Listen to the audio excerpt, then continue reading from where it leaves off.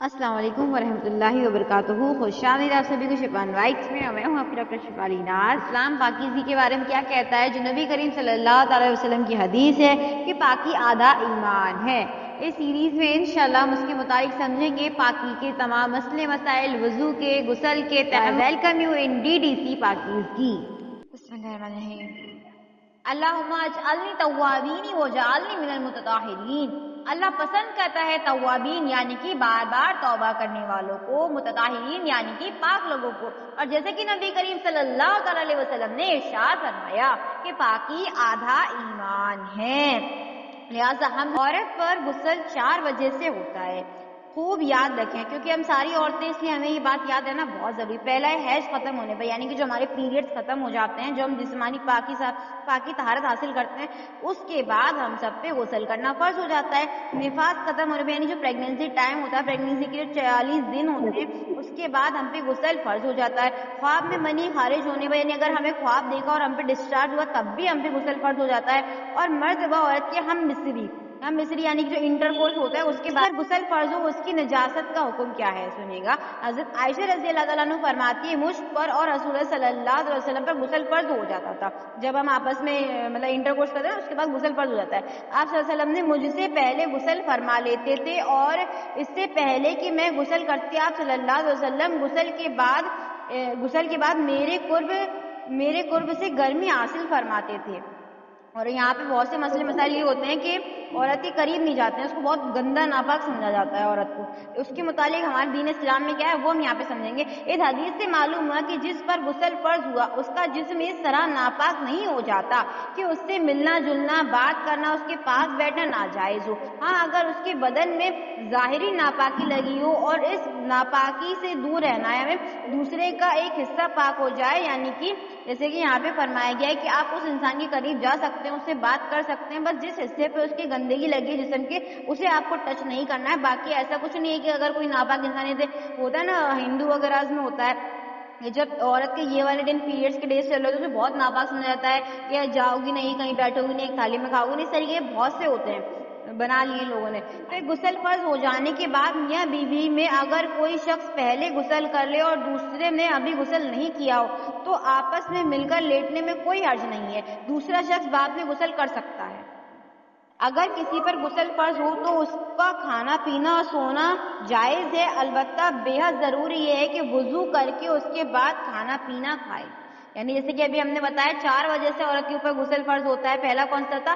حیض کی وجہ سے، نجاست کی وجہ سے، خواب میں ڈسچارج کی وجہ سے، اور انٹرکورس ہم مصری کی وجہ سے. تو اگر کسی انسان پہ غسل فرض ہو گیا تو اس پہ یہ نہیں کہ کھانا پینا حرام کر دیا ہے اس پہ. وہ کھا پی سکتا ہے، وہ سو سکتا ہے، لیکن بہتر یہ ہے کہ وہ پہلے اپنے جسم کو پاک صاف کر لے. کیونکہ ناپاکی میں جتنے بھی قدم ہم اٹھاتے ہیں تو یہ زمین کو سے، دیکھو ہم لوگ کا کیا ہے کہ اللہ کی طرف سے، یہ ہماری طرف سے نہیں ہے. لیکن وہ لوگ جن پہ غسل فرض ہو گیا خود سے غسل نہیں کرتے ہیں، اپنے آپ لیٹ کرتے ہیں غسل میں، تو جتنے قدم وہ زمین پہ چلتے ہیں زمین کوستی ہے اس انسان کو، کیونکہ ہم زمین پر بوجھ ڈال رہے ہیں، ناپاکی کا بوجھ ڈال رہے ہیں. اسی کے ساتھ حضرت علی مرتضی رضی اللہ تعالیٰ عنہ سے روایت ہے کہ سرکار تو عالم صلی اللہ علیہ وسلم نے فرمایا جس گھر میں تصویر یا کتے ہو یا جبن یعنی کسی مرد اور عورت نے غسل نہ کیا ہو، ایسے گھر میں فرشتے داخل نہیں ہوتے. جہاں پہ ناپاک لوگ رہتے ہیں اس گھر میں فرشتے داخل نہیں ہوتے. جس پر غسل فرض ہو اس کے لیے یہ جائز ہے کہ نماز پڑھنے کے وقت سے پہلے غسل کر لے، لیکن بہتر یہی ہے کہ جلد سے جلد جتنی ہو جلدی ہو. لہٰذا غسل فرض ہو جانے کے بعد اگر غسل کرنے میں نفس سستی کرنے لگے تو کم سے کم وضو کر لیں. اگر آپ جیسے کہ سردیاں تھیں، ابھی سردیوں میں اگر آپ رات میں غسل نہیں کر سکتے تو غسل کی جگہ آپ وضو کر لیں. لہٰذا اپنے جسم کو پاک صاف رکھیں.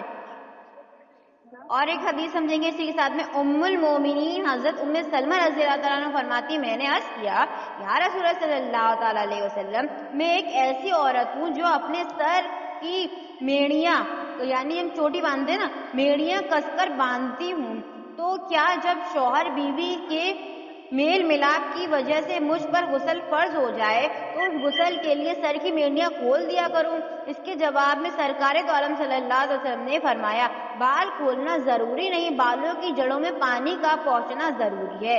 لہٰذا یہ کافی ہے کہ تم اپنے سر پر 3 لب پانی بھر کر ڈال لو جس سے تمہارے سر کی جڑیں بھیگ جائیں.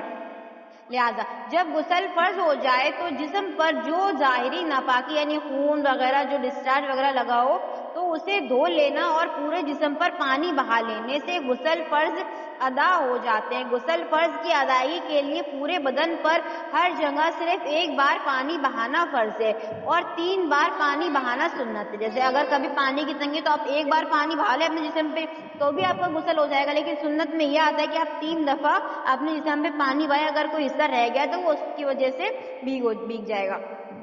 اگر ایک بال کے برابر بھی ذرا سی بھی خال ایسی رہ گئی جس پر پانی نہ بہا تو غسل نہیں ہوگا، اسی لیے سنت میں آتا ہے کہ آپ 3 مرتبہ اپنے جسم پہ پانی بہا لیا کریں۔ لیکن عورت کے سر کے بالوں کے بارے میں شریعت نے یہ آسانی کر دی گئی ہے کہ اگر اس کی میڑیاں بندھی ہوئی یعنی چھوٹی بندھی ہوئی ہے، بال بڑے بڑے ہیں تو بالوں کی جڑوں میں پانی پہنچائیں، یعنی ہاتھ کی فنگر سے لے کر کے ہم اس طریقے سے اپنے بالوں کو مساج کر سکتے ہیں جس کی وجہ سے ہماری بالوں کی جڑیں بھیگ جائیں۔ اور اس صورت میں جڑوں کے علاوہ کافی بالوں کو دھونا معاف ہے، یعنی جو لمبے ہوتے ہیں نا بالوں کی لمبائی ہوتی ہے اس کو دھونا معاف ہے، لیکن جڑیں بالوں کے آپ کو پاک صاف کرنا ضروری ہے۔ اور اگر بالوں کی جڑوں میں میڑیاں باندھنے کی وجہ سے پانی نہ پہنچے تو غسل نہیں ہوگا۔ جو عورت غسل فرض ہونے کے بعد سر چھوڑ کر پانی ڈال لیتی ہیں، سر کو بالوں کو نہیں دھوتی، وہ ہمیشہ ناپاک رہتی ہیں، ان کی نماز بھی قبول نہیں ہوتی۔ لہٰذا اگر آپ جیسے میں نے بتایا 4 صورتوں میں عورت پہ غسل فرض ہے، ان چاروں میں آپ کو اپنے بالوں کو اپنی بالوں کی جڑوں کو دھونا لازمی ہے۔ حضرت مومنہ حضرت سلمہ رضی اللہ عنہ بیان کرتی میں رسول صلی اللہ علیہ وسلم کے زمانے میں ایک عورت تھی جن کو یہ ڈیز ختم ہونے کے بعد بھی بلیڈنگ رہتی ہے، تو ان کا کیا مسئلہ ہے ان کو ذرا ڈیٹیل میں ایکسپلین کریں گے۔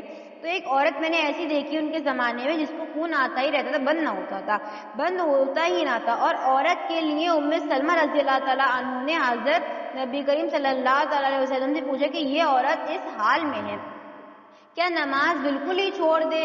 اس کے جواب میں سرکار دو عالم صلی اللہ علیہ وسلم نے ارشاد فرمایا کہ یہ عورت غور کرے کہ عادت سے زیادہ خون جاری